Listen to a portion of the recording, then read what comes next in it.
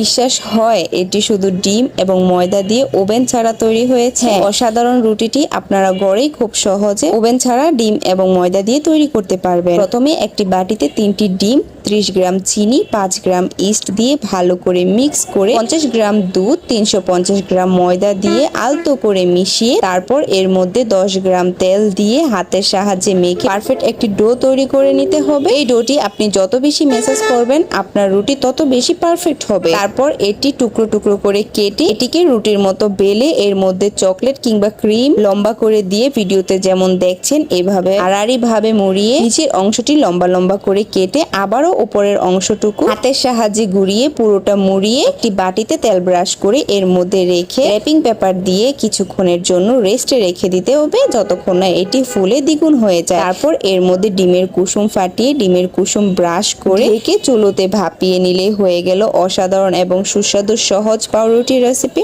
আশা করি ভিডিওটি সকলেরই ভালো লেগেছে। টিকটকে আমার অনেক ভালোবাসার ভাই বোনেরা আছেন, আপনারা যদি আপনাদের ভালোবাসায় আমার পেজটাও সাপোর্ট দিতেন তাহলে আমার জন্য অনেক উপকার হতো। টিকটক বায়োতে আমার ফেসবুক পেজের লিংক দেওয়া আছে। ভিডিওটি ভালো লেগে থাকলে একটি লাইক, কমেন্ট, ফলো করে আমার পাশেই থাকুন। ধন্যবাদ। আসসালামু আলাইকুম।